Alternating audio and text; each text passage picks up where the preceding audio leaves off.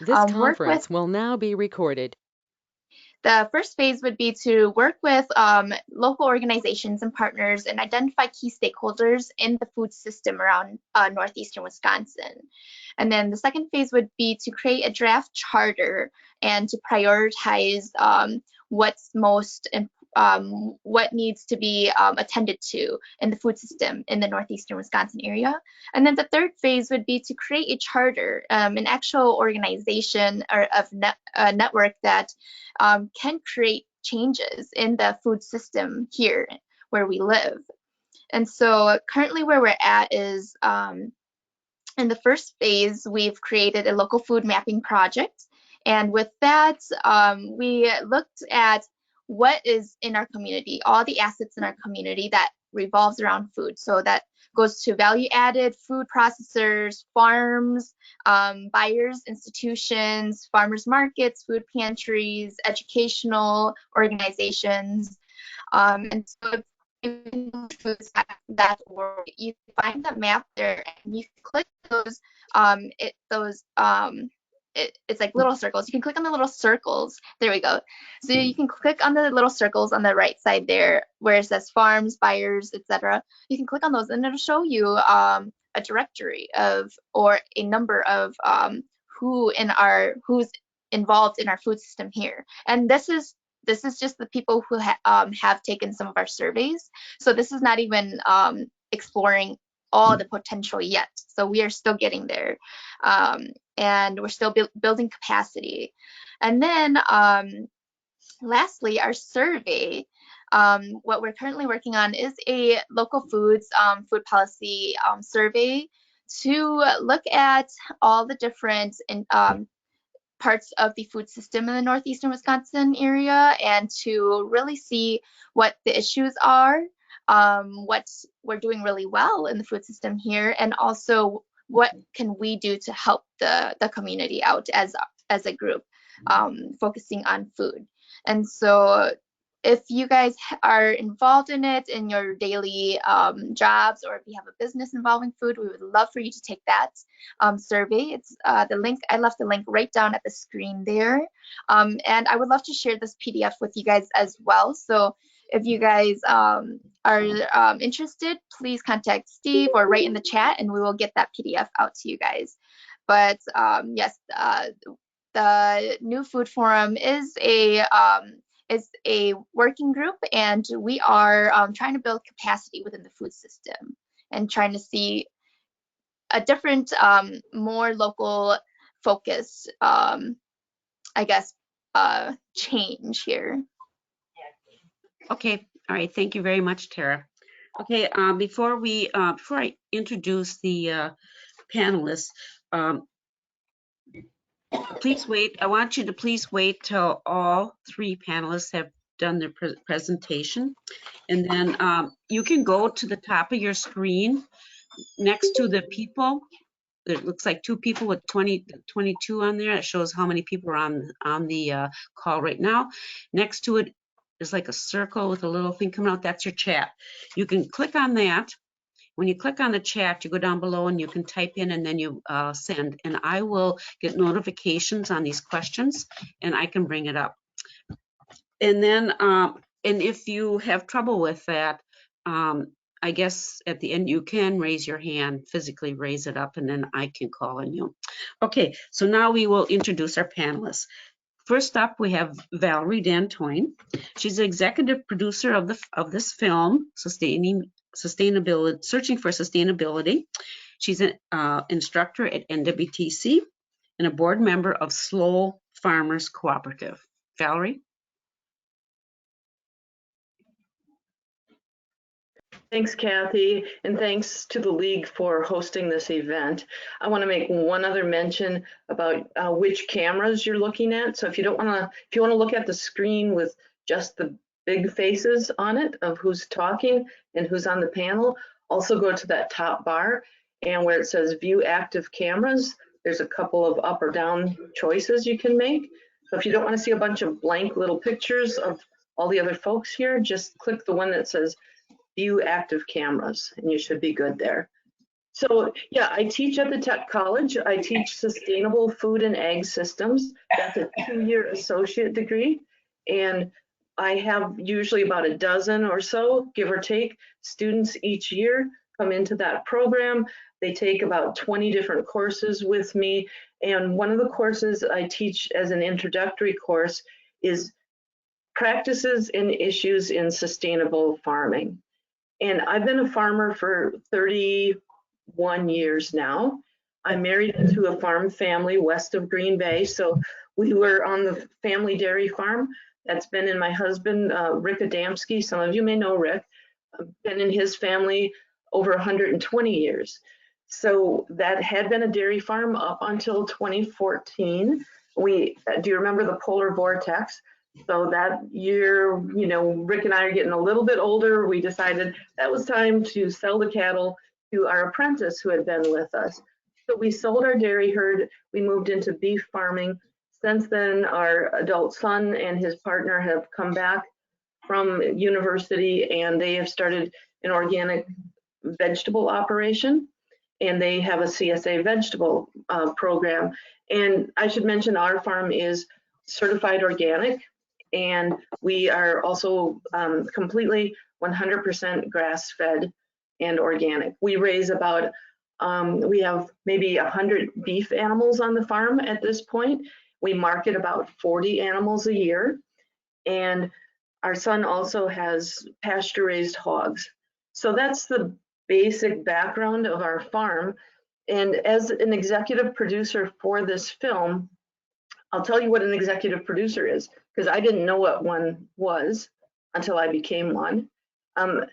It sounds fancy, but what it really means is that's the person who goes out and finds the money to get the film done. So that was part of my job, but this film idea, as a farmer, I've been farming for, what did I say, 30 years. So about 5 years ago, I went to the energy fair out in Amherst, and there was a speaker there that I listened to who challenged everyone in the audience and who said, what will you be able to tell your grandchildren or your great-grandchildren about climate change, and what did you do to make a difference? And how will you justify to them that you either sat on the sidelines or you jumped in and did something about climate change and the way we're going to leave this planet to those generations? And that really hit home for me. And probably at the same time, there was a film producer who had a trade show booth. And his name is Dan Bertalin, and you'll see him on the film credits. He basically directed the film and edited the film and brought it to life. He's a storyteller. And so those two thoughts were in my head at the same time. And I talked to Dan. I said, look, I want to do a project because there's a story that I really think needs to get out to the public about farming and the way we're doing farming, and that we are at a crossroads. We are at a split in the path of which way we're going with farming and the Wisconsin landscape. And what do we want our landscape to look like? And not only the land, but what's happening in our water, what's happening in Lake Michigan, what's happening in the Wisconsin River, the Mississippi River. Any of our waterways are being impacted. And if you watch the film, you know the film speaks to that. That is the main message. And it's the interaction of farming and the choices that we can make. So that was the impetus behind the film, and that happened in 2016, basically. Dan came out, started filming. A lot of the shots you'll see of cows grazing, that's on our farm. The guy who talks about manure, and not manure in the big pit, but manure as a really good thing, and good bacteria and soil building and cow pies on the grass, and you'll see a wind turbine. Those are pictures of our farm. And we're right here in Northeast Wisconsin, and this film is mostly filmed in Northeast Wisconsin. And we've got some of our other farms on the spectrum out in Kewaunee County. The Eberts are out there with the 18 million gallon manure pit and that sort of thing. And a lot of people say there should be room for all types of farming in the state. And a lot of those are state employees who have to toe that line. But because I'm a state employee in a way because I'm a technical college teacher, but I also, since my program is about sustainability, I'm okay saying that some types of farms are not as sustainable as other farms. So my whole message, and I hope a takeaway for everyone from this film, is that I believe grass farming can save the planet. We had herbivores grazing for eons and eons, and we recycled things. We kept the earth covered in a carpet of grass, and we had animals, and we were in balance. What we've done is gotten out of balance by concentrating animals, getting over the carrying capacity of the land, and when we concentrate, there are economic reasons we do that. It's because if a farm has 1,000 cows, they can spread the cost of a tractor over 1,000 cows. I can only spread the cost of a tractor over 100 cows. But there are university studies that actually show that my farm, for every dollar I run through my farm, I make back $1.25. So that's pretty good. And for a farm that's a CAFO, a large farm, the same study shows they make a $1.14 for every dollar they turn through the system. So they may say they're more efficient, but actually my farm is more efficient. I'm just smaller, so I don't churn the number of dollars through the farm. So to me, my farm is more sustainable. We've also lately on our farm started adding more wildlife habitat, more pollinator habitat, things on a large landscape scale that I hope can really bring in wildlife to the space and not just be in farming for commodity's sake. In fact, that was my whole goal in marrying my farmer, was to show that a farm can be ecologically sound.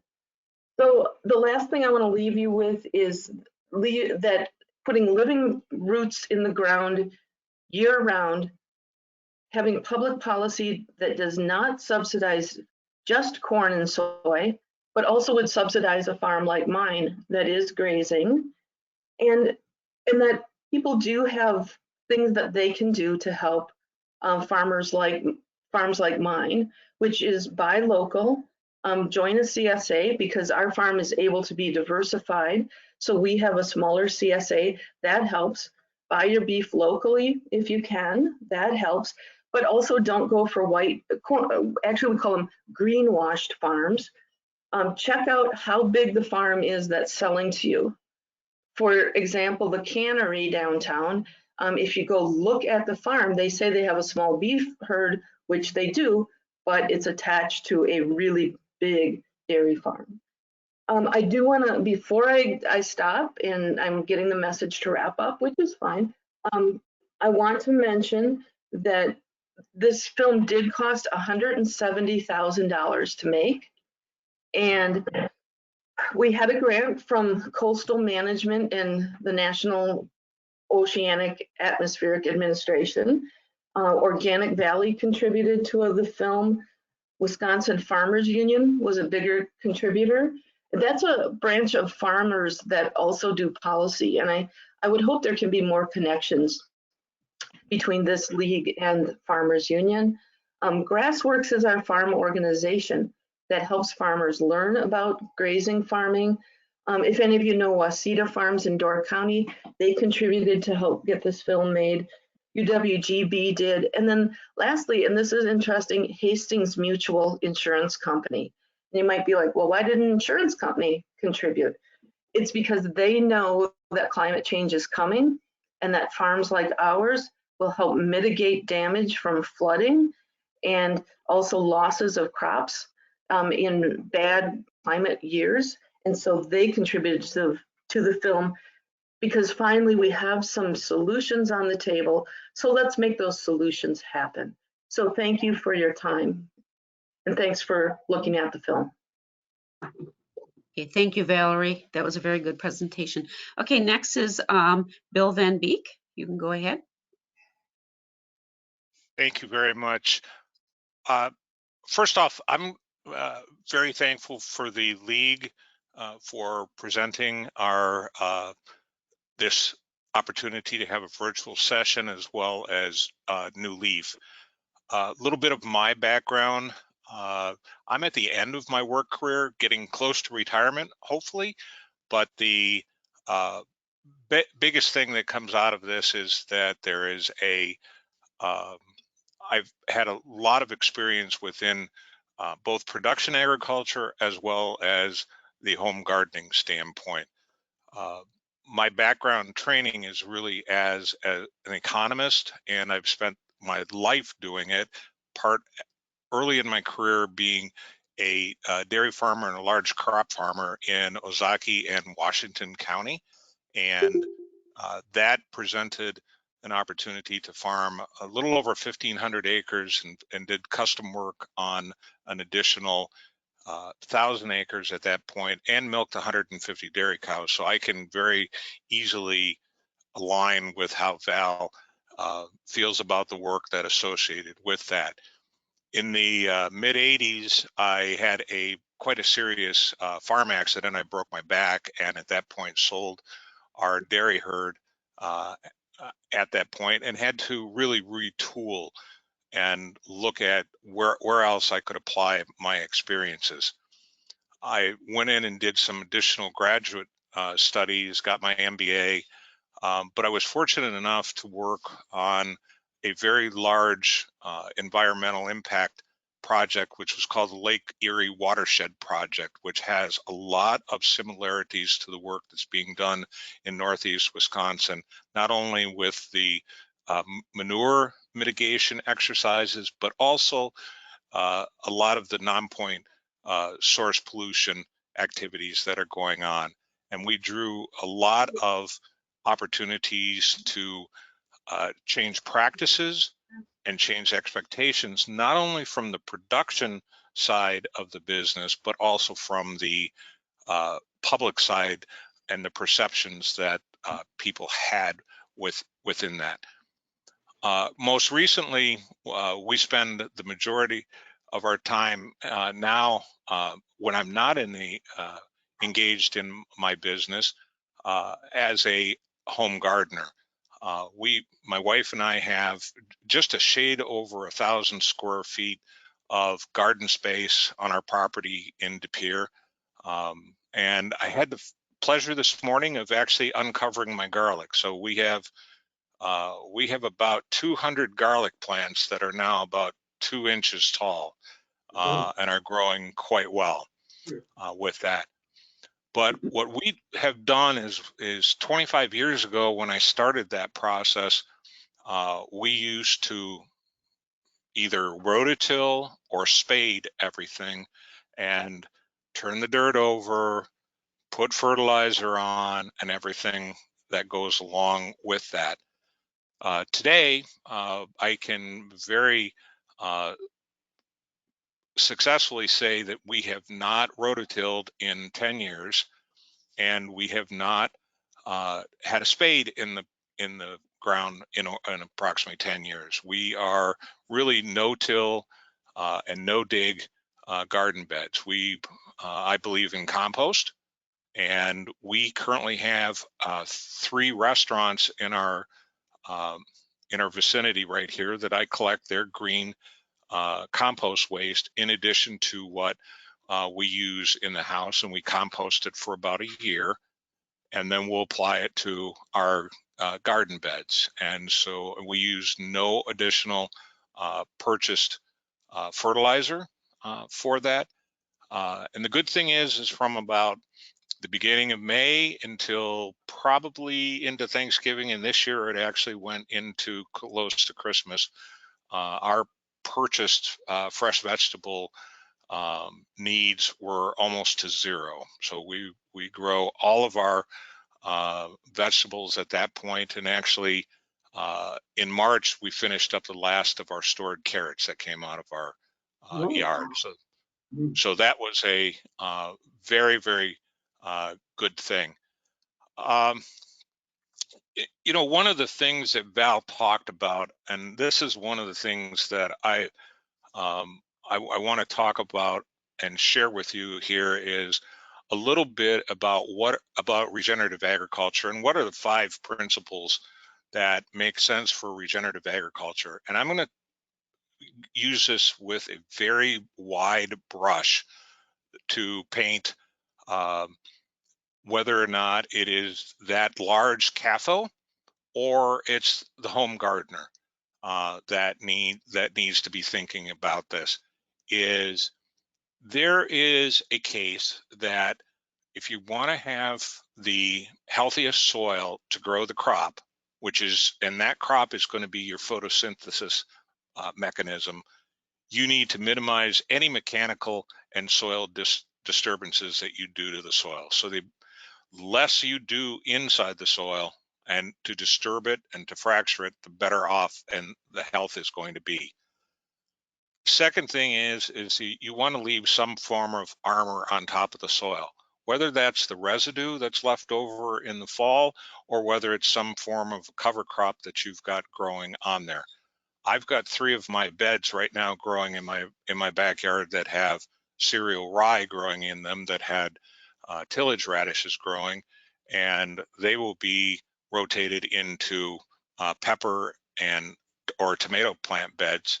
And I've tested that soil, and our frost is already completely out of the ground, at least down about 16 inches. Where do they live? Keep it. The other point here is that increase of plant diversity. We practice a rotation. We have a 4-year rotation in our garden, so we don't grow the same plants or the same family of plants except for once every 4 years. So we rotate into our raised beds.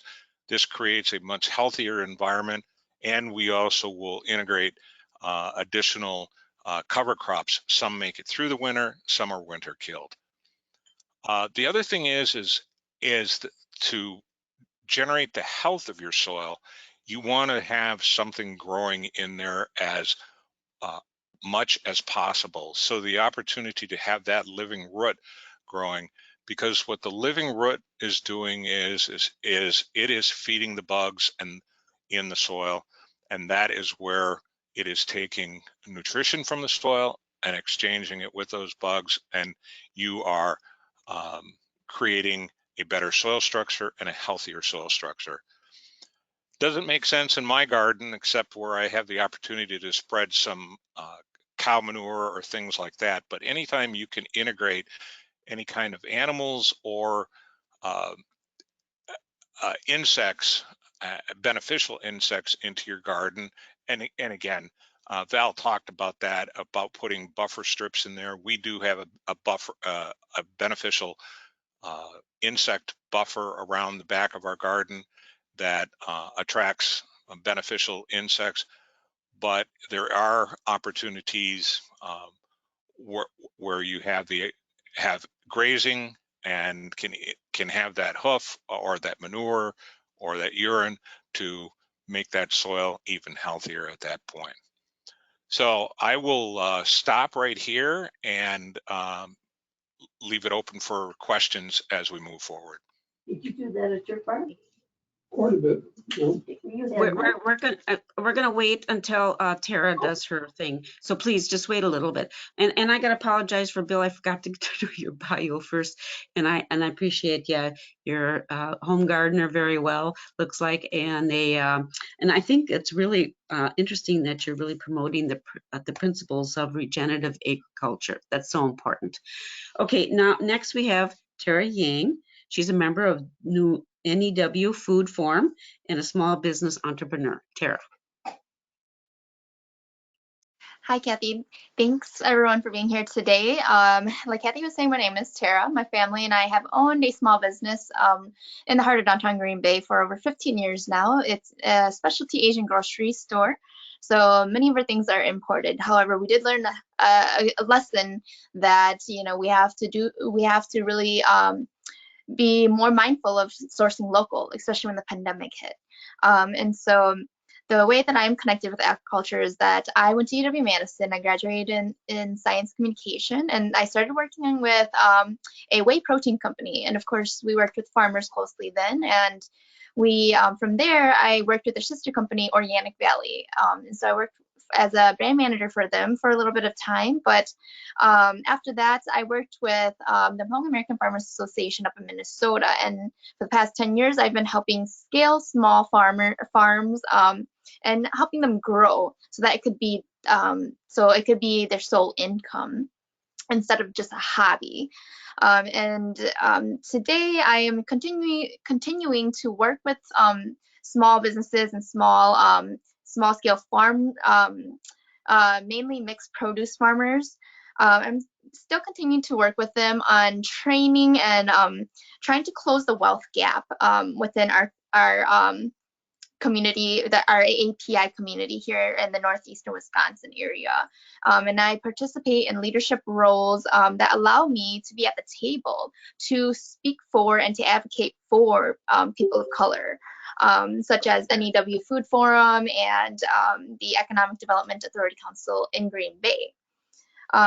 You know, one thing that I think that people are really misinformed about Hmong farmers is that they always question, oh, why aren't you guys organic? You know, I mean, why are you guys only natural? Or we're afraid of what you guys use in your methods.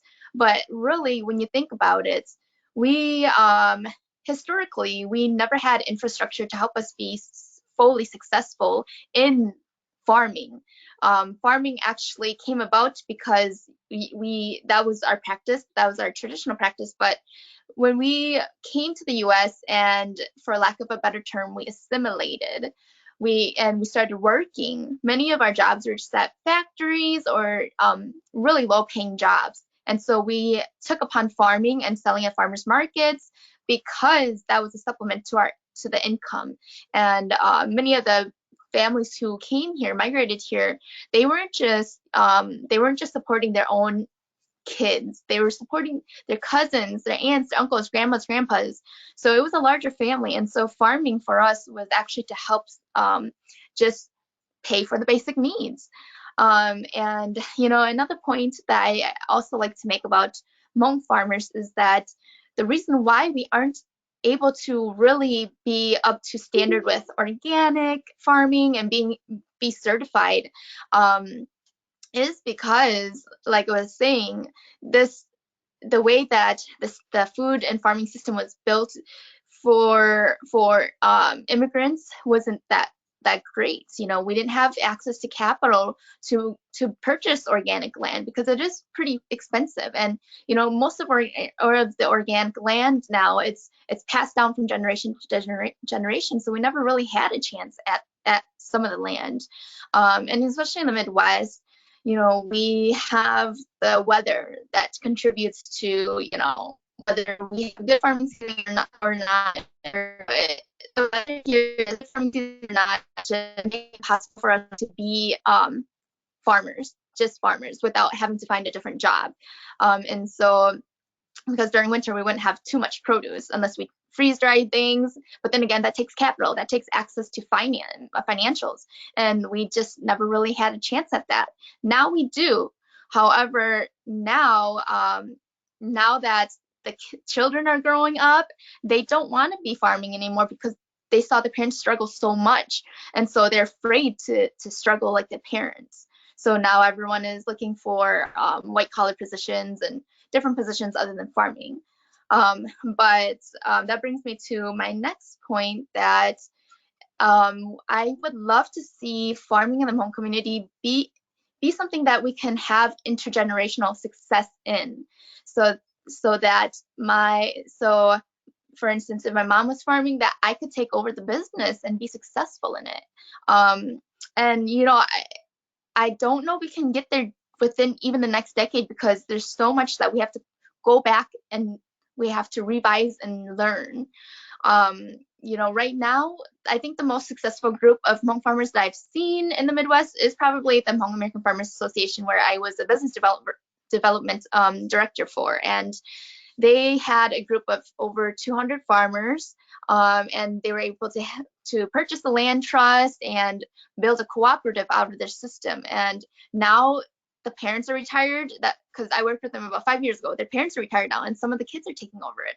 And the reason why they're so successful is because there's a good infrastructure that was put in place for them. So not only did they get access to financial help, they also got training, things such as how what was said before about cover crops, things that are normally known to farmers, things like that are new information to Hmong farmers still now till this day. So there's a lot of training that we have to provide for the Hmong community in farming yet for us to be up to par with all the other small scale farmers. I guess going back to the organic versus natural type of produce that we grow, we are mainly mixed produce growers here in the Midwest. There are some poultry. I don't know if there's no dairy or beef or cattle farmers that I know of, but we're mainly mixed produce farmers. And so, a lot of the questions that we get from the farmers market is, why aren't you guys organic? And it's because, one, many of the farmers do this as a supplemental hobby, so something to supplement their income. So they're not going to be able to invest thousands of dollars to become organic, but it doesn't mean that we don't practice organic methods. We do. Everything they do, they actually, majority of them, I mean, maybe they use a tiller here and there, or they ask the person who they're renting the farmland from, they ask that owner to help use a tractor once in a while. But a lot of things are used with the hoe and their hands, and that's how they farm. And so, a lot of the things, the way or practices that the Hmong farmers use are very, very we try to do our best to use the methods that we learned from our homeland. And it's, a lot of people think that we use a lot of pesticides or insecticides, but we don't. And another reason why, if someone would be using those, a lot of that is because, like I said, they're not just supporting themselves or their kids, they're supporting their family, their cousins and uncles.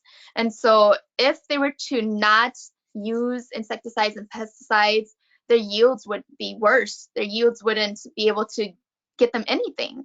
And so that's probably one of the reasons why I could see them using insecticides and pesticides to protect their crops, because they need that yield and they need to be able to sell that for income.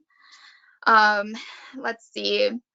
And then I think, a last thing that I want to know is that, people started community gardens, which is wonderful. It's really great. But like I was saying earlier, people do rely on farmers markets, the Hmong community. We do rely on farmers markets to get us through the year. That the money, the income that we generate from the farmers market, that's to help pay for necessities throughout the whole year. So, community gardens are great. If you were just farming for your own family, and you just had a family of 2 or 3 of you, that's a wonderful opportunity, and that's a blessing to have. But, I'd love to be able to see one of the Hmong families here in Green Bay be able to own land and be a farmer as their sole profession. One of these days, I'd love to see that. But for now, I think there's still lots of work to be done. And, I don't know how or where to begin. Well, I do know where to begin, but, I think it just takes time. But yeah, so that's a little bit about me and how I relate to agriculture. Okay, thank you, Tara. I want to quick mention one thing, and then I'm going to go to, we got questions coming up. I want to go to that one takeaway that I had of the film is Leopold, he mentioned that a lot of people were believing that the land belongs to us. Instead, he said we belong to the land. And I want to ask a question. This is to the panel, and whoever wants to answer that, please raise your hand, and then I'll call on you. Steve Hero asked, how can the average person in Greater Green Bay daily demonstrate that, oh wait, I'm sorry, his quote was, we abuse land because we see it as a commodity that belongs to us, from Leopold. So then he asked, what can the average person in Greater Green Bay daily demonstrate that he or she does not see himself or herself as the owner, the Lord per se, of the land? Who would like to answer that one? Valerie? I can speak to that. We, on our farm, like I said, it's a little somewhat white privilege, having been in the family 120 some years. My 97-year-old father-in-law is still around and providing guidance when he can. And I'm working currently with the Menominee and Oneida Nation on a project just west of Green Bay. And we are going to skip over conventional European farming and go back to indigenous roots and create a center there for indigenous farming knowledge. And the Menominee Nation has all kinds of really cool raised bed gardening methods, obviously no-till methods, because that's what they didn't have a way to till back in the 700, 800, 1,000 years ago, which if you go to Menominee, you can still see some of these raised bed areas. It's super cool to see. So for me, I have a mindset that I am just borrowing our farm, and I have a great responsibility to be a steward of that land. And I think most farmers, every farmer will tell you that. I did see another question that relates to this about climate change and farming practices and tillage. It's all tied together. When you till the soil, you're putting carbon back up, exposing it to oxygen. And the carbon from the roots essentially acts, it almost rusts and it oxidizes. And then the carbon goes back up into the atmosphere rather than staying buried in the ground. That's what's driving climate change. So on my farm, which is a regenerative farm, like what Bill is doing, we are keeping roots in the ground. We're building soil organic matter, which is the carbon in the soil. And that we're increasing on our farm every year up to 3, 4, 5, 6% is our goal. Conventional farms, the typical farm that does corn and soy every year, remember that's an annual crop that gets plowed every year. You got to plow it, you got to plow it, you got to plow it. And when you plow, you're exposing it, you're doing carbon damage basically and contributing climate change. So if we can get farmers away from destructive carbon, a lot of the Kewaunee County dairy farms that are continuous corn or soy, their organic matter has gone down. Every year, they're down at 1 and 2% organic matter now. So what they've done is take it out of the soil, put it into the atmosphere. On our farm, we try to be stewards, and we say we bank our wealth in the soil. So we're trying to hold that the nutrients and the carbon and everything else there. So I'll give other folks a chance to respond. Does anyone else want to respond to that, Bill? You have to mute yourself, Bill. I think one of the things that people need to think about is the individual practices that they do within their own individual yards and home approaches. Back into the 50s and the 60s, the grass lawns that people had were not the monoculture yards that we see today. And the reason that you get a nice green carpet of lawn today is they're spraying something to kill something else, or they're putting on a lot of fertilizer to do something else. Back in the 50s and 60s, the lawns had a very, very diverse mixture of plants growing in them. So I think that's something people have to think about, is the individual choices that they make. Our yard, I'll tell you point blank, we have not put on fertilizer on our yard in 15 years, and we have not sprayed anything on our yard in over 20 years. Do I have the Architectural Digest lawn? No. I have dandelions. I'm okay with that. I have clover. I'm okay with that. And I've got a mixture of grasses, and I'm okay with that. But I've got a healthy lawn that if a dog wants to roll in it, that's fine. I don't have to put little flags up on the corner of a lawn and warn people that it's been sprayed with something poison. On the other spectrum, and I'll go to the production agriculture side, and Val touched on this, is that there is becoming much more of a realization that I can't do it the way my dad did it or the way that my grandpa did it, because we've continued to be extractive in our farming practices. We've taken out soil organic matter. We've basically killed the soil.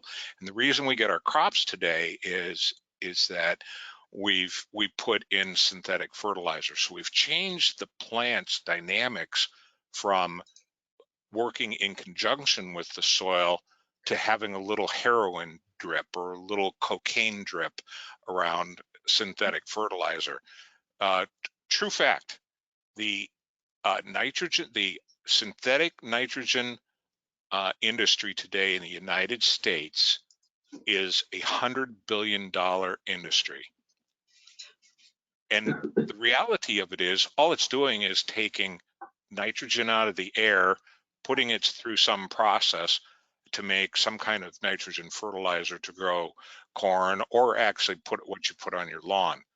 The reality of it is somewhere between 10 and 90% isn't even, or I'm sorry, somewhere between 10 and 30% is only what's used by the plants, be it your lawn or the corn.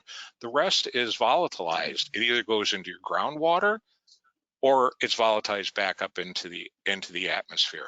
That's kind of a wasteful approach to the whole farming approach, and that's where you need to think about it. So I think there's a lot of examples that you can look at of how you practice, and whether it's purchasing organic at the store to support that organic production, or what you do in your own lawns. Thank you, Bill. I just want to make a comment too on that. My sister-in-law, she was adding all kinds of chemical fertilizers and different things to her lawn all the time, and she wanted it perfectly green. So unfortunately, she had to water it all the time, because I was told, I have organics.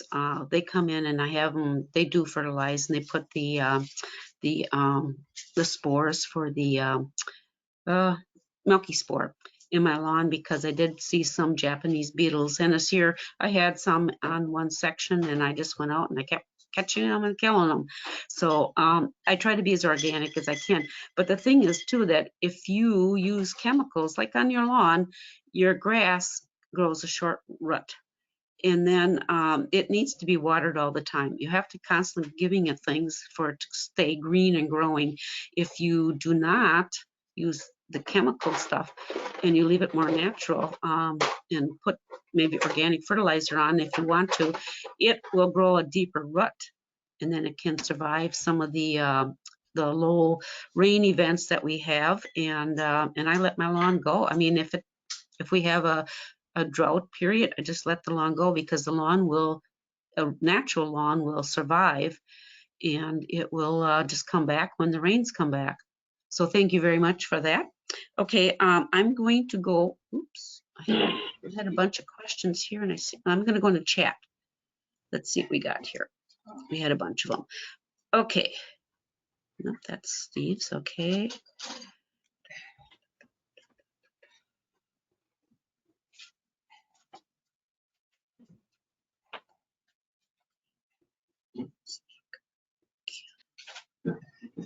Okay, for the panelists, This is from Amanda. What is the role that Northeast Wisconsin consumers can play in supporting regenerative farming and our local food system?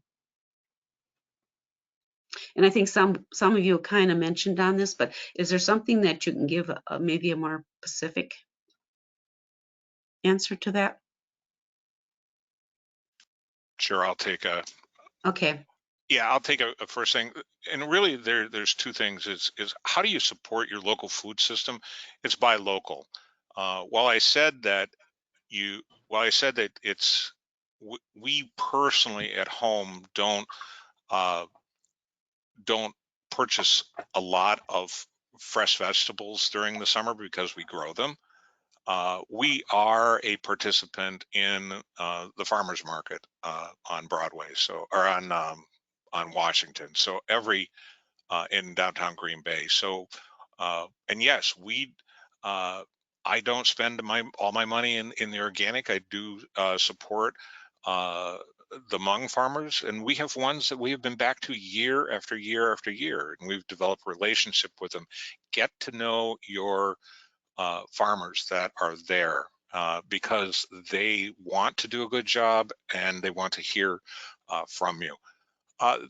The other question that was raised there is how what can you do in supporting regenerative agriculture? Is there are a number of policy issues that are going to be coming up. In Washington today, you hear about the green revolution that's going on, or the green tack that needs to go on. But there are changes that are coming in with carbon credits that are going to be accruing to farmers, and they are going to be policy driven.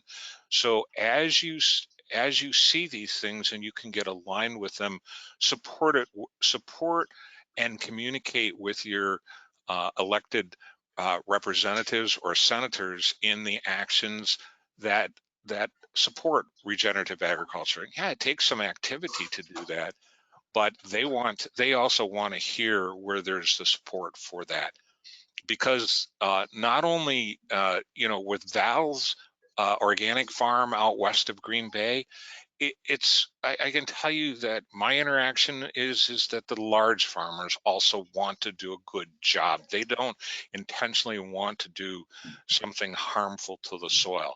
And yeah, they are large. There's no question about that. And I work with some larger farms in my business, but uh, they understand that they are the stewards and that they have to be part of the solution, and they have to be uh, supportive of the policies that are put in place.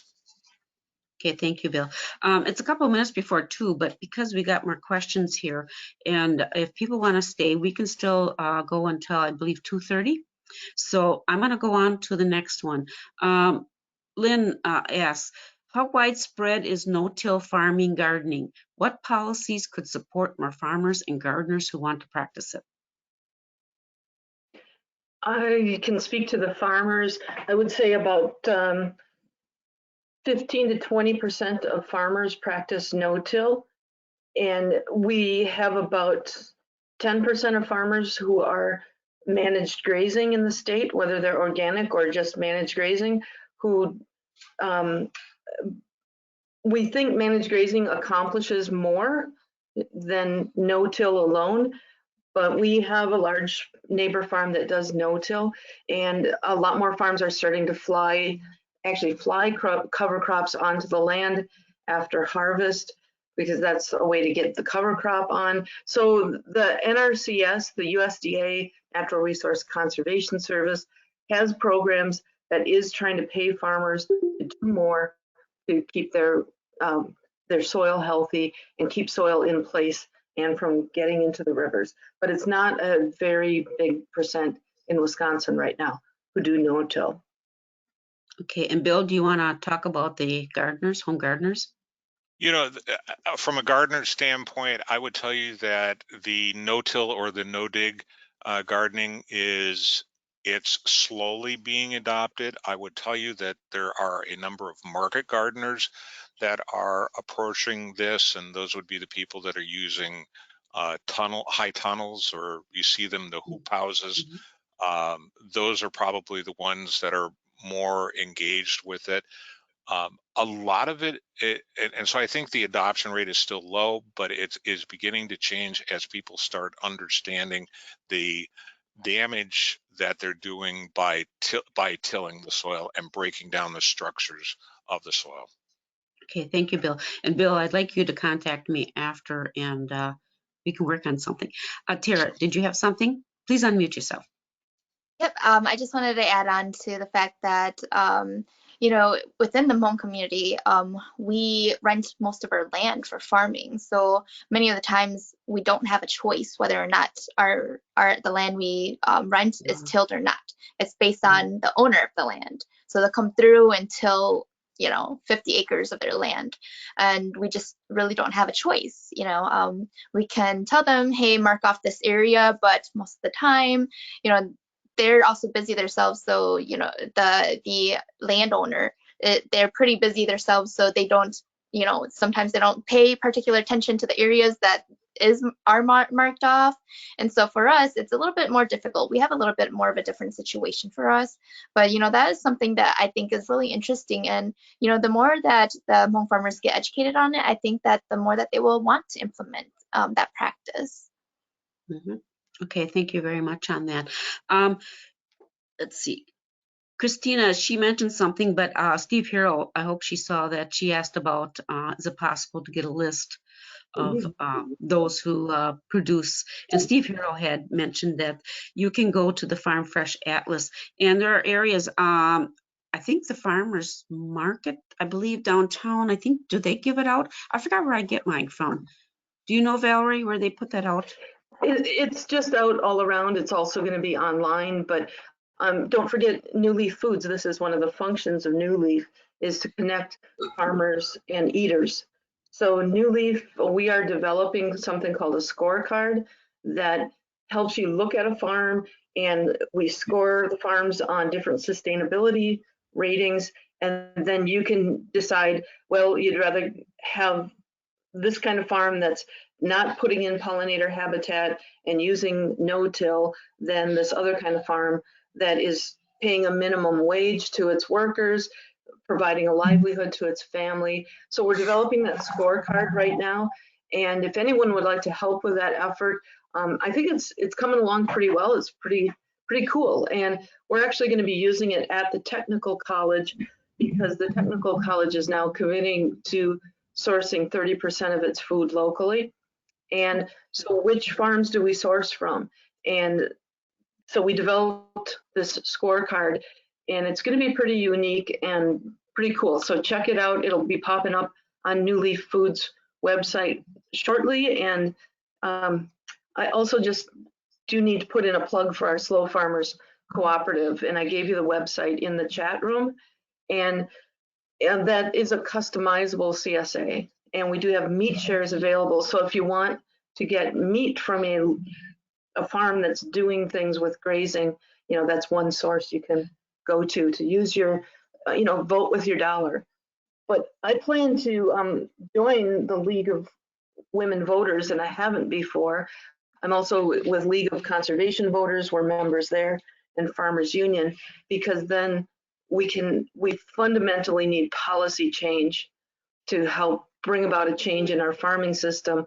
Bill mentioned the Green New Deal. I know that's scary for some people, but some of the elements of it, the roots of farming, need to change, because it's been favoring one type of agriculture that sends our soil down the stream and is turning Wisconsin into a third world nation. Sorry, that's not good terminology to use nowadays, but turning it into a country a state that we export the wealth of our land out to Chicago and the coasts, and we're losing the value of our own soil and fouling our own waters, because we're exporting 20% of our milk from Wisconsin leaves as exports. So why do we make so much milk in the state? For export. Yes. The film has brought up about climate change. And Valerie, can you come up, sorry, can you answer that? Yeah, about why climate change and farming and how they're connected. I think I did that before when I was talking about carbon and losing carbon out of the soil. Mhm. And Bill mentioned about nitrogen. So we actually industrially produce more nitrogen now. We pull it out of the air, industrialize it, put it in our soil, and then it leaks into our waters, either down through the groundwater or out into our lakes and streams. We pull more nitrogen industrially from the air than all the nitrogen that's typically in the cycle in the environment normally. And when that nitrogen leaves the soil and leaves the system, it doesn't leave as the inert nitrogen, it leaves as nitrous oxide, which is a big greenhouse gas. So Bill is exactly right. We lose nitrogen. We lose more nitrogen than the plants actually take up because we don't have good farming practices. So on our farm, with all that soil organic matter, the nitrogen is actually in the form of, I call it gummy worms. So sticky microbes that hold the nitrogen in their little bodies. When they die, the plant roots can take it up from them rather than a synthetic nitrogen, which is a salt chemical. And when it rains, the salt chemical can just leach right down through your soil and get out of the plant root zone, and it's gone. So there's different, more stable forms of nitrogen. Tara, I would love to teach this to more Hmong farmers. I cannot get them into class, and I'd be glad to teach classes in a different format if it works, but I just haven't been able to get that going. Yeah, I think one of the struggles is, well, I want this, I don't want to sidetrack, but Val, that's a discussion that I definitely want to have with you. Cool. I hope that answers the question about climate change. So Sure. we're not getting climate change from our gardening practices, but we are getting it from our farming practices. All the corn and soybeans on the Great Plains that's going to feed our cattle is not sustainable. If we grazed our cattle and kept the land covered, that's a different story. Okay, I have a question here from Kathy has it. What can be done to help low-income consumers eat healthier if the cheapest food is not the healthiest and sustainable? And I know, Valerie, I think you put in something about the CSAs and that, but it's hard even for that. Would that be out of the income of many low-income people? Yeah, we've been working our Slow Farmers Co-op with Karen Early, who's a nutrition educator at Extension, and we have set up actually our own farm personally, which is Full Circle Farm. We have set up pantry days to have access for low-income people downtown. We bring the food, we set up a market, and there's a subsidy then, because the farmers need to make a living. We can't price the food so cheaply that we are unsustainable economically ourselves. So we have to have an affordable price, allows us to keep farming, but allows people to have access. And Karen's trying to bridge that gap, but this is where if we had a food policy that put some dollars into more subsidies right there in that gap, where we could get people able to afford food regardless of their income. That would be really cool. That's what we're planning to do at the Tech College. We know that we have a relatively lower income population of students. And so when we bring in that local organic food to the Tech College, part of our actual college budget is going to fill that gap so that a student, if they want an organic grass-fed hamburger, they can afford that hamburger. We expect the faculty and staff who have higher incomes are going to buy at their regular price, but we're going to subsidize the hamburger for the student. Okay, all right, thank you very much. Yes, I want to bring this up too. Gerard mentioned that New Leaf Foods has their Garden Blitz project, which helps city gardeners grow their own food by installing garden beds. And I like to say that I think about 3-4 years in fact, I was involved in that. And I helped with delivering and building the garden beds, and they're making it reasonable to purchase a garden bed. It's a raised bed. They go out and they build it, and they also provide the soil. And they incorporated or compost with the garden soil, mix it together.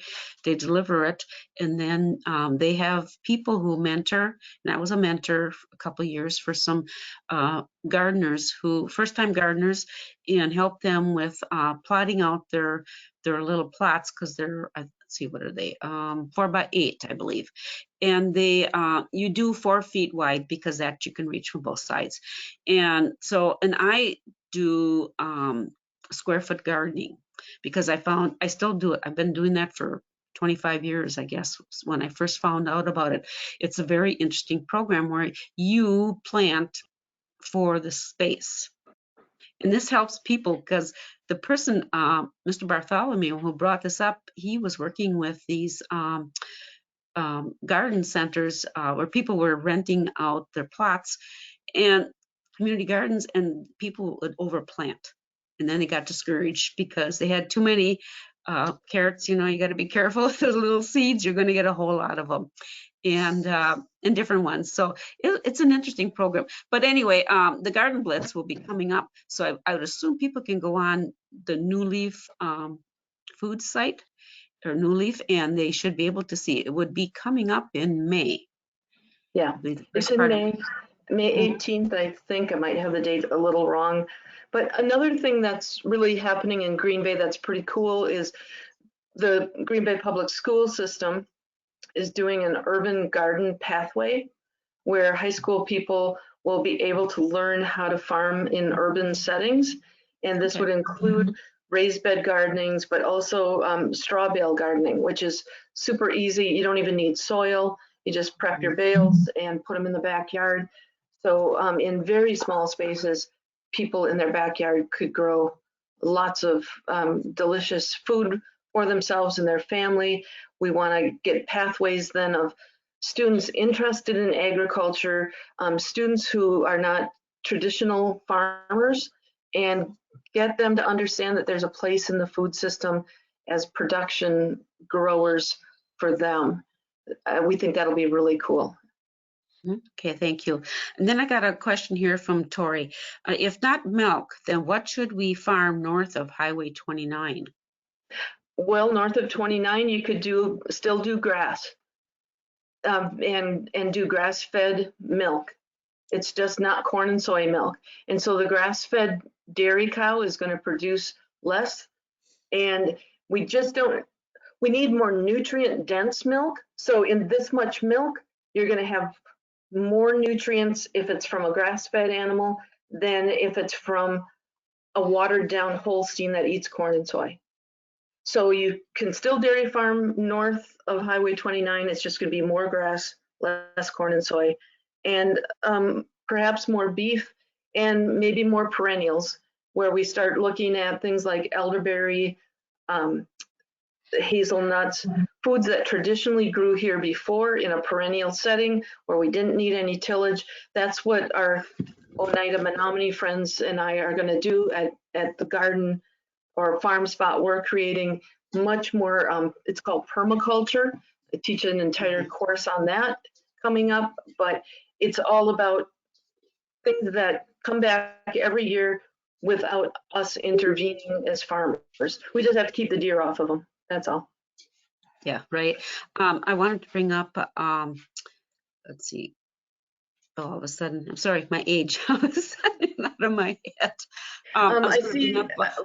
I know what I wanted to bring up is also an interesting fact. Out of the University of, I believe it was Madison, they did a study on our cheese. Why does Wisconsin always get top honors on their cheddar cheese? They found out that it was the grass.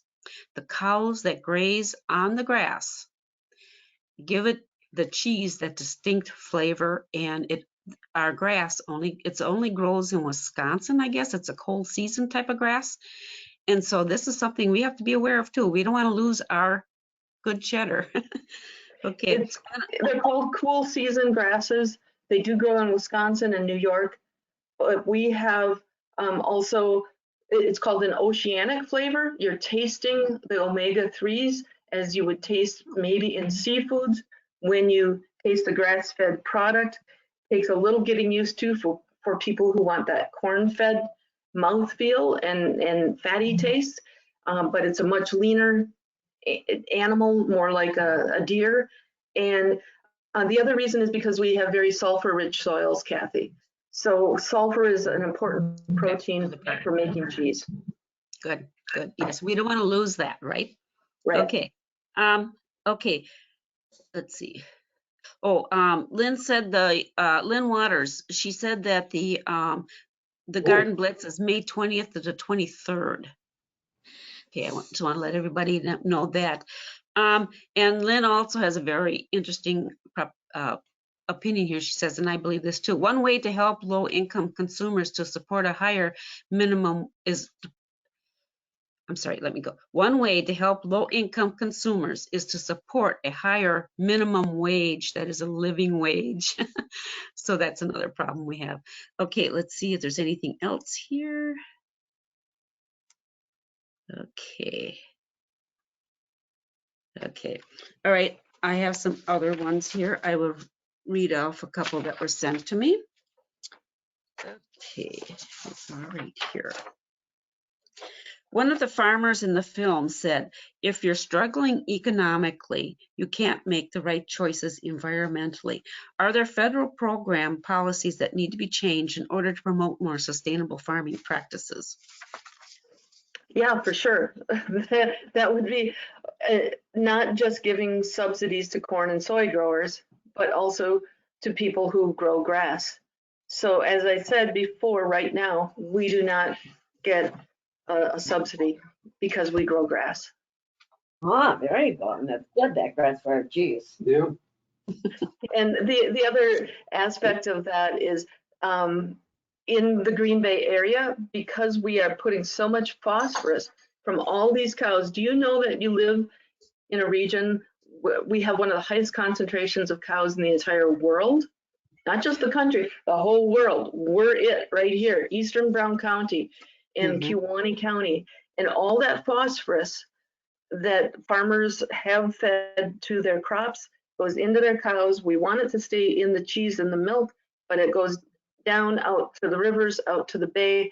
And so we really have a program in the wings. You've heard of carbon credits, and there's a phosphorus credit program. If you think of a pound of phosphorus as the size of a brick, that pound of phosphorus at the sewage treatment plant, for them to filter out that pound will cost $50,000 a pound. So why not take $50,000 as public policy, put it upstream, give it to me as a farmer. I'll sequester your carbon for a lot less than that, and I'll sequester your phosphorus. I'll keep it on my farm, but you can't let me go broke in the process. Tara? Yeah, I just also wanted to say along the lines with the policy changes that need to be made. And an important thing to note is that we need to put people in place in those policy decision making. We need to invite people, we need to get those people to those tables so that those policies can be changed to reflect our work and reflect us. And so I think, you know, if we don't even have those right people there, it's going to be tough to even think about a change in policy. Thank you. Okay, another one. I don't recall seeing non-white farmers in the film. Of course, there are many non-white farm employees on Wisconsin farms, but are there ways to encourage more non-white people to become farm owners? Yeah, that's a great question. And that was actually a criticism of our film that held it up from airing on PBS, because PBS wants to show the diversity of our cultures and our populations. We tried to find Black or Indigenous farmers or Hispanic farmers to be on the film. There were not farm owners who who could, speak to the issue. We just couldn't get them on film. And so that's absolutely true. And what programs are there? Actually, we did just receive, our Slow Farmers Co-op received a grant. And as a grant goal, we want to have membership that's more diverse than all of us white people in our co-op, because we realize that that's an issue. So I've been talking to some of my friends at Oneida, for example, to bring them into the co-op, into membership. I would love to have some folks from the Hmong community come into membership in the cooperative. But so it's through people like Tara and I meeting each other and finding each other that we can find out who the potential farmers are, get them some mentoring, get them on some suitable land, and have them come into land ownership. It's absolutely a big problem, but it's also a problem, it's sort of a white privilege problem that my son has. The land in our neighborhood is selling for $10,000 an acre, the crop land. And there is no crop that you can grow in the US, including marijuana, that will get you enough economic, Bill, this economic return on your investment to be able to afford land at $10,000 an acre. Right. So the only farms that are buying the farmland are the really large farms that can add it to the stable of 1,000 acres of land that they already have. They can afford it because it's a place to spread that manure and it's nearby. That really helps them out. So the price of farmland is ridiculous. And that's one of the things that Farmers Union is working on, to try and get that price down. Now, we know we're going to sell that farmland to our son for less expensive price than market price, but we just had to buy out my husband's family from this farm, and we had to pay market price. And we're old, and we had to pay market price, and it's not a smart economic decision on our part, but it's also, we want to preserve this farmland, and it would go to corn and soys if we didn't do it. Thank you. The film, it talks about, it talked about all the time about the loss of our topsoil. I guess we lost 5 to 6 inches over the years. And it stated that it takes 100 years just to build 1 inch. How can we work on countering that? Just like Bill does in his garden, where he's adding organic matter and keeping a cover crop on there in the winter. First of all, stop the loss from what you already have, stop the tillage, use more compost, use more organic matter. There's lots of great techniques we can use to start regenerating instead of continually degrading our soils. Lots of techniques that farmers have available to them. Yeah. Bill, do you want to? Sure, I'll weigh in here. I think that the answer really lies with making the soil alive again. And specifically what I mean is you've got to have something growing in it for more than 3 or 4 months a year. Yeah, we can put a lot of manure on, we can put a lot of compost on, but the reality of it is the plants are going to be consuming that into the growth that they're going to put up. So your biggest advocate for regenerating soil is to have a healthy root and a healthy plant growing in that. And I think that the question should be about how do we stop the loss and keep moving and keep moving forward, building new soil. And the ability to, and that's going to come from growing organic matter, which is the living plant is going to be the leader of that. And let me just follow on that with one other concept, that organic farming is not just about getting a better price or what chemicals you're not using so that you qualify for a certification. Organic farming is about using those principles that Bill is talking about and stopping using things that harm the soil microbiology and the soil life. We do want to bring that soil to life, and the bacteria and microbes will complete their cycles underground. I call them my soil livestock, and I really want to be a soil livestock farmer. And when I use any kind of salt-based fertilizer or herbicide or pesticide, I'm blowing up their habitat and their universe. So if I can learn to farm without that, it's not because I want a higher price for organic, it's because I want to increase the productivity of my soil through microbiology. Okay, thank you. Another thing in the film, it mentions about the managed grazing, and I belong to the DNR's area of concern. Our group, we split in two. We have the technical, and I'm with the group where we've been putting on the different programs where we do the tours. And we did, one of them, we did go to a big CAFO. And then we also went, and I also saw one of the grazing, managed grazing, and I think that is a very good program. Is there a way that it had mentioned that's a way for young farmers or new people want to get into farming? Is there any place they can go to? Anybody who will be promoting that to help people? Yeah, that's our farmer organization called Grassworks, and they were one of the supporters of the film, so they contributed financially to the film. And there are also grazing specialists. My husband is a grazing specialist, and every year on our farm we have, well, pre-COVID, we would have a spring and a fall field day where we invite the general public to come out and see what a grazing farm looks like, really understand it by having your boots on the ground with us. And we also we used to have groups called they were grazing groups, and it would be farmer to farmer, and we would teach each other, and some of the funding for that was pulled a couple years ago. But you know, farmers, I teach an entire course on managed grazing. So if anyone wants to learn managed grazing, they can come to the technical college and learn. And so there are routes available for that. Okay, thank you. And I just want to mention that I grew up on a farm, a very small dairy farm. I think my dad milked 24 cows, and of course that was back in the 40s, 50s, 60s, and early 70s. So I know what a cow can produce, and we milk twice a day. These big CAFOs, they milk 3 times a day.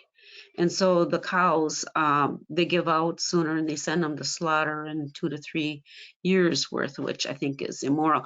But anyway, let's see, I want to mention about the farming.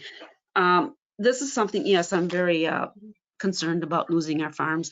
And also I'm very much into gardening, try to be as organic as I can. But I'd like to work with Bill a little bit more. On my garden, I had to cover my garden with black plastic. I got quackgrass got in. And Kathy, you know, there's whole classes on how to get rid of your quackgrass and cover them up with plastic. I'd be glad to touch base with you too after. I mean, I'm sure Bill has tons of experience. What I would like to know from people still on the call is how can League of Women Voters connect more with groups like Farmers Union so that we can all move the goal, get closer to our goal. That's, to me, the big question is we have to start networking. Why I'm so glad for this opportunity so that a farmer can talk to non-farmers. And we just need more of those kind of connections so we all understand the issues better, and then we can be better advocates for policy that makes a difference. Okay, all right.